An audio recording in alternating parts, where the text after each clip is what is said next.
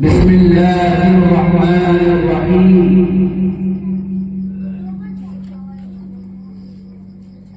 अल्हम्दुलिल्लाहि रब्बिल आलमीन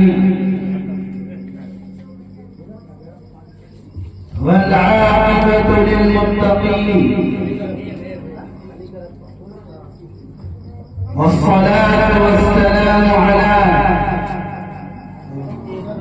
मुहम्मद इब्न अब्दिल्लाह अल-अमीन व अला आलिहि व अस्हाबिहि व अज़वाजिहि व ज़ुर्रिय्यातिहि व अहलि बैतिहि अजमईन व मन तबिअहुम बिइहसान इला यौमिद्दीन। अम्मा बअद, فأعوذ بالله من الشيطان الرجيم. بسم الله الرحمن الرحيم.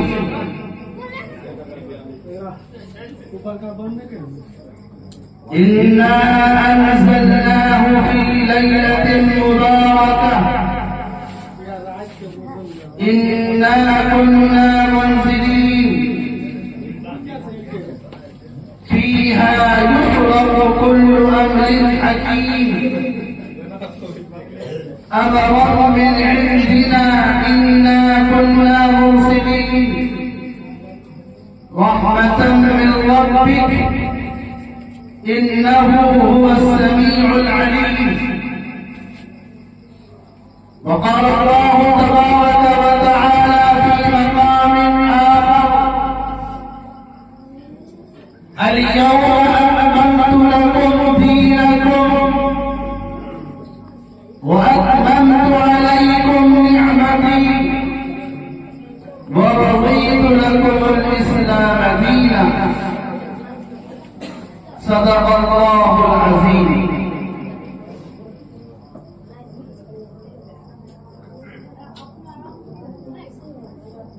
स्टेज पर रौनक अफरोज हज़रात उलमाए किराम व मेहमानान इज़ाम, बुजुर्गों, दोस्तों, नौजवानों, प्यारे बच्चे,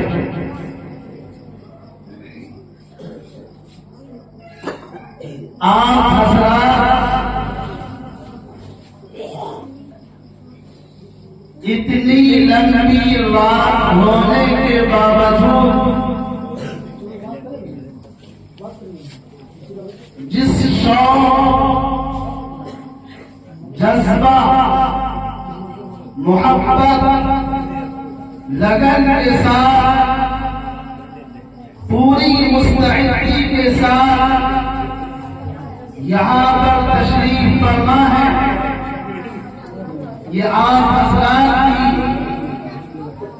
दीन से और उलमाए किराम से मोहब्बत की वाज़ेह और रोशन दलील। ये इस बात का सबब देता है कि आप हज़रात बेदार मर्द हैं, आप हज़रात बेदारी का सबूत दे रहे हैं। मेरे मोहतरम बुजुर्गों और दोस्तों, इस्लाम में 9 रातें ऐसी हैं जिनकी खास फजीलत है। यूं तो तमाम दिन और रात, सुबह और शाम, ये सब अल्लाह का बनाया है, लेकिन अल्लाह तबारक व तआला ने बाज़ चीजों को बाज़ पर फौकियत और फजीलत दी है। इसी तरह साल में 9 रातें ऐसी हैं जिनकी खास फजीलत और अहमियत है। उन रातों में से के बाद शबे बारात। शबे बारात के बारे में और उसकी फजीलत के बारे में दो तरह की राय है, दो तरह की सोच रखने वाले। बाद हजरात जी कहते हैं कि इस रात का कोई सबूत नहीं, इस रात की कोई फजीलत नहीं। बाद हजरात इस रात को इतना फजीलत वाला समझते हैं, इतनी अहमियत इसको दे रहे हैं कि बिदअत और रसूमात में पड़ गए। सही बात यह है कि इस रात की फजीलत है और इस रात की फजीलत में मुतअद्दिद रिवायात हैं। 10 सहाबा किराम रिज़वानुल्लाहि तआला अलैहिम अजमईन से इस रात की फजीलत का सबूत मिलता है। अगर रिवायतें ज़ईफ़ हैं, उसकी सनद कमजोर है, लेकिन कायदा है कि अगर एक ज़ईफ़ रिवायत की तारीफ दूसरी बहुत सारी रिवायत से हो जाए तो उसके अंदर कुव्वत पैदा हो जाए। लिहाजा यह कहना कि इस बात की कोई फजीलत नहीं है, यह बिल्कुल गलत है। आइए मैं आपको बताता हूँ, नबी करीम सल्लल्लाहु अलैहि वसल्लम का फरमान है, हदीस के अंदर आता है, अल्लाह के नबी ने फरमाया कि जब निस्फ शाबान होती है, यानी 15 शाबान, तो अल्लाह तबारक व तआला की रहमत आसमान दुनिया पर नाज़िल होती है और उसके बाद ये सुबह तक ऐलान किया जाता है, आवाज लगाई जाती है कोई मांगने वाला उसको दिया जाए, है कोई मग़फ़िरत का तलब करने वाला उसको माफ कर दिया जाए, है कोई रोज़ी का तलबगार उसको रोज़ी दिया जाए। एक हदीस के अंदर आता है कि अल्लाह के नबी सल्लल्लाहु अलैहि वसल्लम ने फरमाया कि शबे बारात में अल्लाह तबारक व तआला कबीला की बकरियों के बाल के बराबर बंदों की बख्शिश फरमाते हैं। जरा तसव्वुर कीजिए, अगर इस बात की फजीलत न होती तो मेरे और आपके नबी का सबूत, ये सबूत कहां से मिलता। लिहाजा जो लोग कहते हैं कि इस रात की कोई फजीलत नहीं, इस रात की कोई अहमियत नहीं, सही बात यह है कि उनके पास इल्म।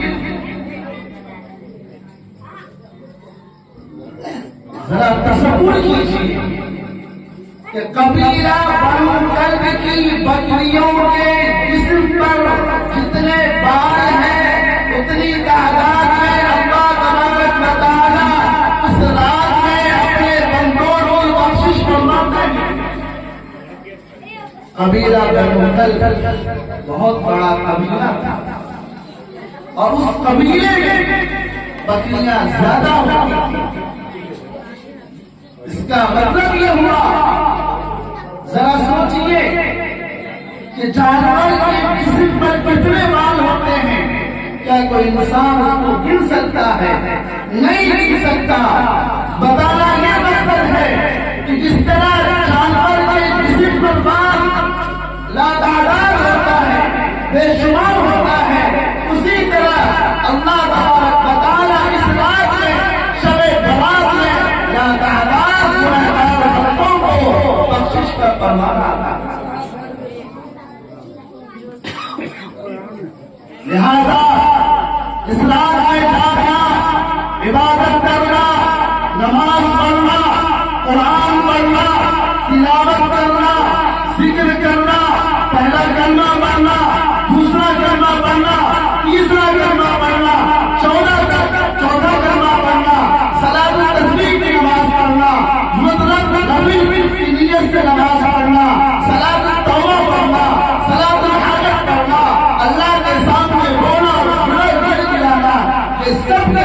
फजीलत का काम है सवाब।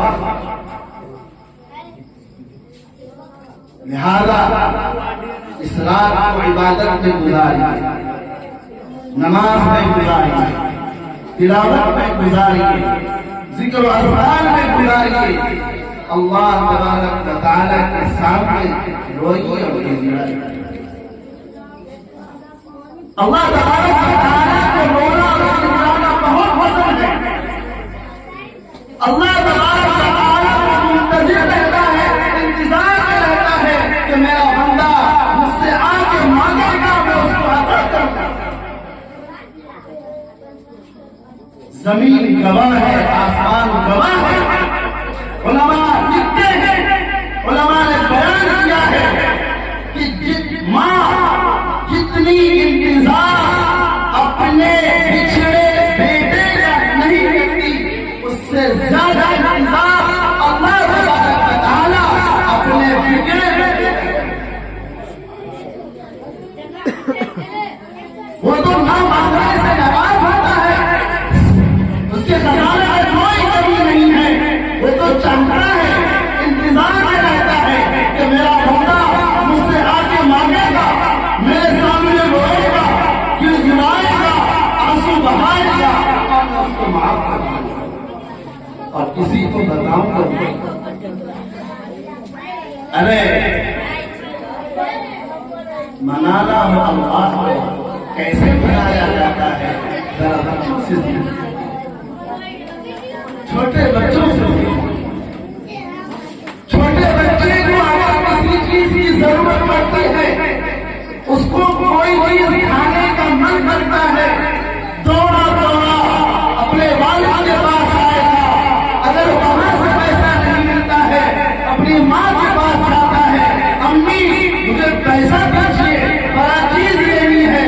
अगर माँ मना कर देती है, मुसलमानों सुनो, एलर्जिया के मुसलमानों ध्यान से सुनो, वो बच्चा ऐसे नहीं चला जाता, बल्कि माँ की गर्दन में लपेट जाता है, माँ के आंचल को पकड़ लेता है। कभी दाएं से मनाता है, कभी बाएं से मनाता है, कभी आगे से मनाता है, कभी पीछे से मनाता है। जब एक वक्त आता है, माँ की ममता जोश में आती है, माँ पैसा निकालती है, बच्चे को दे देती है कि जाओ जाकर चीज खरीद लो और खा लो। खुदा की कसम, अल्लाह की ममता और मोहब्बत तो माँ से ज्यादा है। मुसलमानों बताओ, अल्लाह से मांगोगे तो अल्लाह नहीं देगा, उसके खजाने में कोई कमी नहीं है। इंसानों से ना मांगो, अल्लाह से मांगो। सब इंसान उसके मुहताज है। अल्लाह गनी व अंतुम फुक़रा। बादशाह अल्लाह का मुहताज, वज़ीर अल्लाह का मुहताज, पीएम और सीएम अल्लाह का मुहताज, एमपी और एमएलए अल्लाह का मुहताज और मुखिया भी अल्लाह के मुहताज, शरीर करीब दलील सब अल्लाह के मुहताज। चाहे इंसान हो, चाहे जानवर हो, कोई भी मखलूक हो, सब अल्लाह का मुहताज है। अल्लाह ने इंसान को अशरफुल मखलूकात बनाया है। अल्लाह ने इंसान की ज़बान के अंदर बोलने की सलाहियत है, आँख के अंदर देखने की सलाहियत है, कान के अंदर सुनने की सलाहियत है, दिमाग के अंदर सोचने की सलाहियत है। लिहाजा मुसलमानों, आज इस बात का इरादा करके उठो कि इंशाअल्लाह कल शब बारात है, हम अल्लाह के सामने रोएंगे, अल्लाह के सामने गिड़गिड़ाएंगे, अल्लाह को मनाएंगे। हमारा रब हमसे नाराज हो चुका है, इसलिए हम इंशाअल्लाह।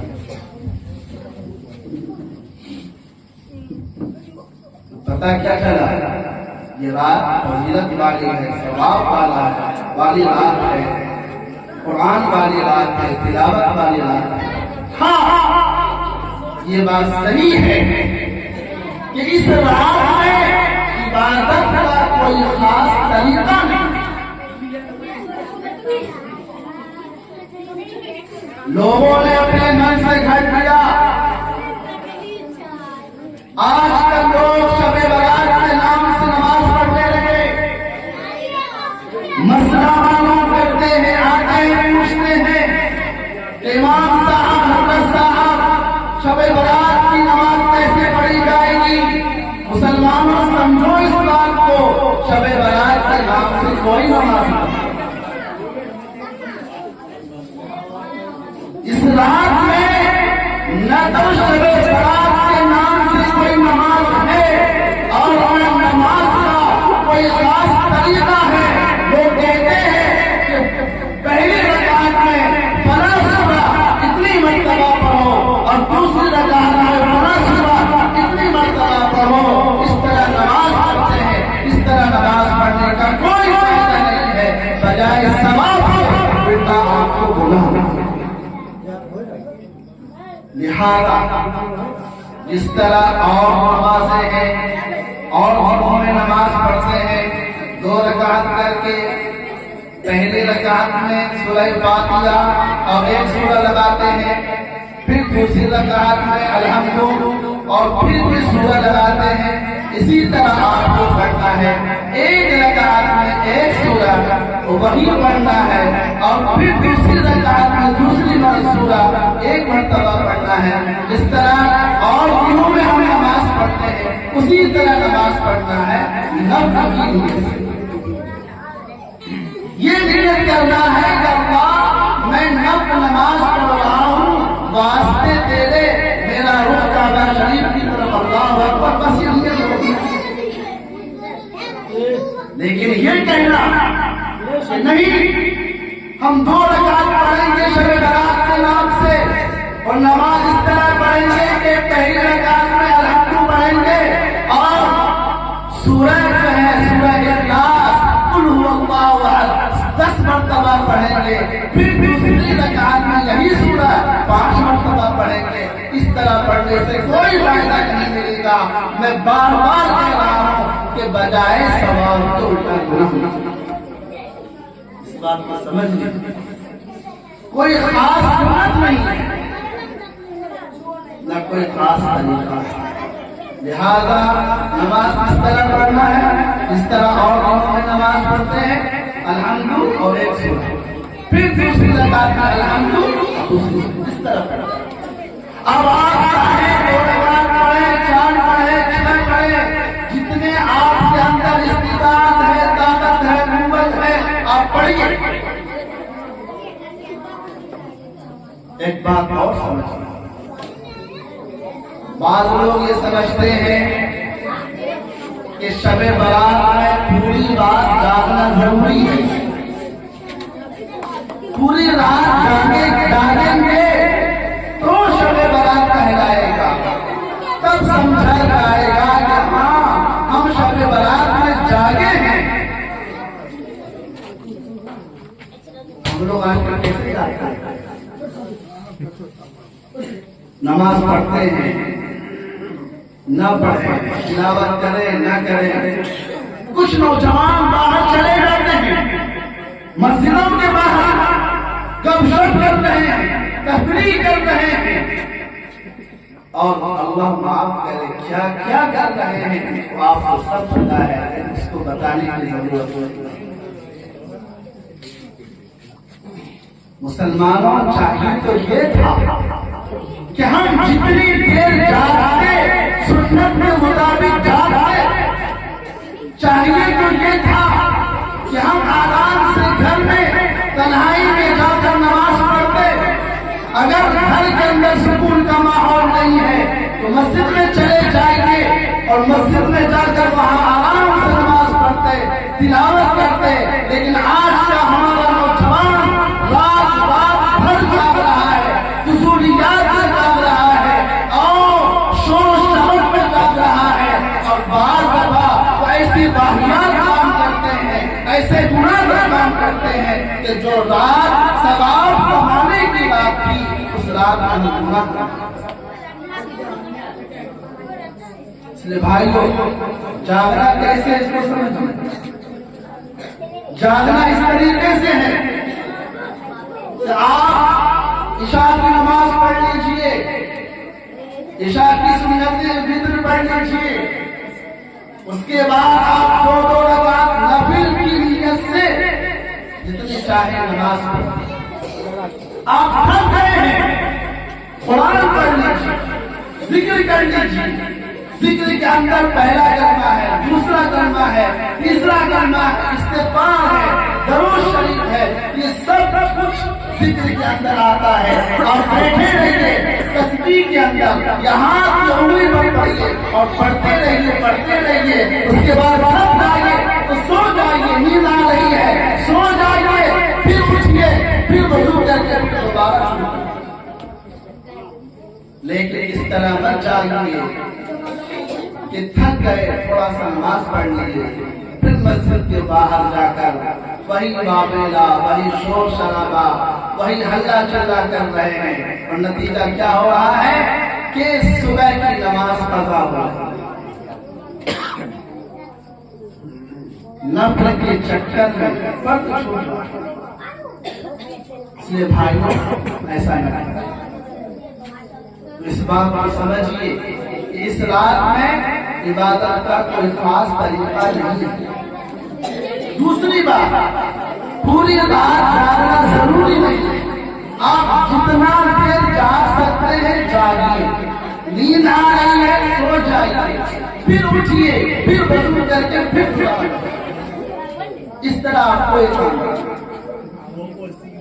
तो एक काम ये है कि इस रात में जागना है, नमाज पढ़ना है, तिलावत वगैरह करना है। दूसरा काम है रोजा रखना। रोजा रखना शब-ए बारात का आप सुनकर ताज्जुब करेंगे कि शब-ए बारात के नाम से कोई रोजा नहीं। हदीस के अंदर आता है कि रात में जागो और दिन में रोजा रखो, लेकिन ये हदीस ज़ईफ है। इससे ये सबूत नहीं मिलता है कि शब-ए बारात के नाम से शब-ए बारात का रोजा है। हाँ, हमारे नबी सल्लल्लाहु अलैहि वसल्लम हर महीने के 3 दिन 13, 14, 15 ये 3 दिन रोजा रखते थे।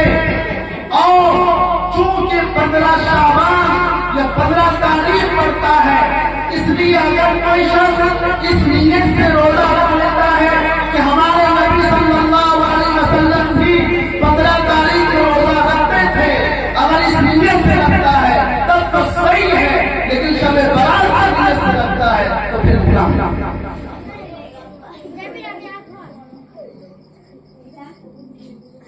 और चूंकि 1 शाबान से लेकर 27 शाबान तक, 1 शाबान से लेकर 27 शाबान तक, इन 27 दिनों में रोजा रखना बहुत फजीलत वाला है।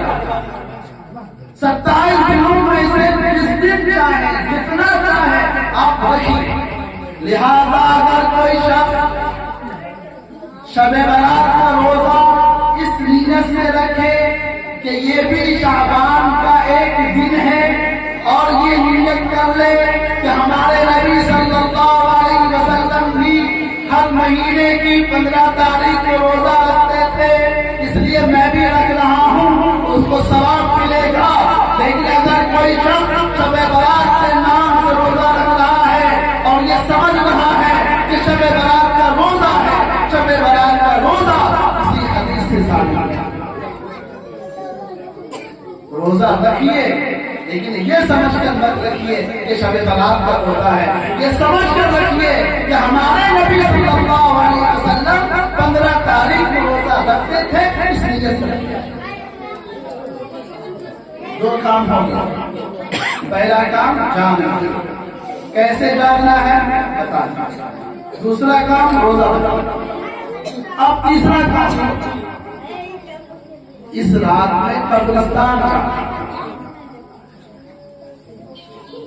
हमारे नबी सल्लल्लाहु अलैहि वसल्लम की पूरी जिंदगी में सिर्फ एक मर्तबा ये सबूत मिलता है कि हमारे नबी सल्लल्लाहु अलैहि वसल्लम पूरी जिंदगी में, पूरी हयात तज्जिबा में सिर्फ एक मर्तबा शब-ए बारात में इसको समझिए अच्छे से। और एक बात और समझिए, शरीयत में जो चीज जिस दर्जे की हो उसको उसी पर रखना चाहिए। जो चीज जरूरी नहीं है उसको जरूरी समझ लीजिएगा, जो चीज वाजिब नहीं है उसको वाजिब मान लीजिएगा। ये गलत है। अगर हम सुन्नत को जरूरी समझ ले, फर्ज समझ ले, तो बताइए सुन्नत और फर्ज में क्या फर्क रहेगा? क्योंकि हमारे नबी सल्लल्लाहु अलैहि वसल्लम पूरी जिंदगी में एक मर्तबा गए हैं, लिहाजा हम भी अगर कभी कभी चले जाएंगे तो हमको सवाब मिलेगा। लेकिन अगर उस दिन हम कब्रिस्तान जाना जरूरी समझेंगे, लाजिम समझेंगे, न जाने वाले को लान तान करेंगे, मलामत करेंगे और कहेंगे कि फला आदमी तो आज कब्रिस्तान नहीं गया है, उसका तो शब बारात नहीं हुआ। ये बात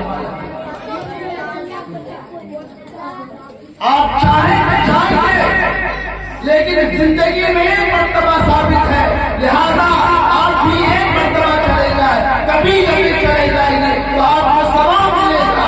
लेकिन कब्रिस्तान शब बारात में जाना जरूरी समझना और ये कहना कि अगर हम कब्रिस्तान नहीं जाएंगे हमारा शब बारात नहीं होगा, ये बात गलत है। मेरे मोहतरम बुजुर्गों, बात को समझ और ये बात समझिए कि अल्लाह तबारक व तआला ने हमें ये रात क्यों दी है।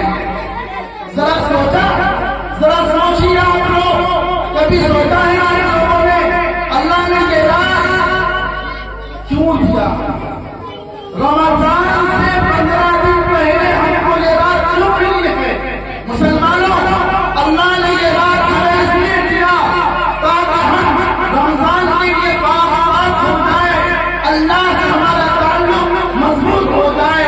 जिस तरह कोई इंसान किसी बड़े के दरबार में जाता है, नहाता है, अच्छे कपड़े पहनता है, परफ्यूम लगाता है, अदब लगाता है, पकड़ के जाता है कि भाई हम बड़े दरबार में जा रहे हैं, हमको अच्छे से जाना है। यही हाल हमारा है कि रमजान की सूरत में अल्लाह का दरबार खुल रहा है। मुसलमानों, अल्लाह ने हुक्म दिया कि मुसलमानों तुम्हें एक रात दी जा रही है शब बारात, तुम उसमें गुनाहों से साफ होकर हमारे पास आ जाओ ताकि तुम रमजान से सही तरीके से फायदा उठा सको। ये मतलब था देने का। अल्लाह ने तो हमें कहीं और अवसर से दिया और हम लोग कुछ और करेंगे। इसलिए मुसलमानों इस बात को समझना। जैसा कि मैंने कहा, अल्लाह के नबी सल्लल्लाहु अलैहि वसल्लम ने फरमाया कि कबीला बनु कल्ब की बकरियों के जिस्म पर जितना बाल है उतनी तादाद में अल्लाह तबारक व तआला शब बारात में अपने बंदों को माफ। लेकिन जानते हैं कुछ बंदे ऐसे हैं जिनकी इस रात में भी मग़फ़िरत नहीं हुई।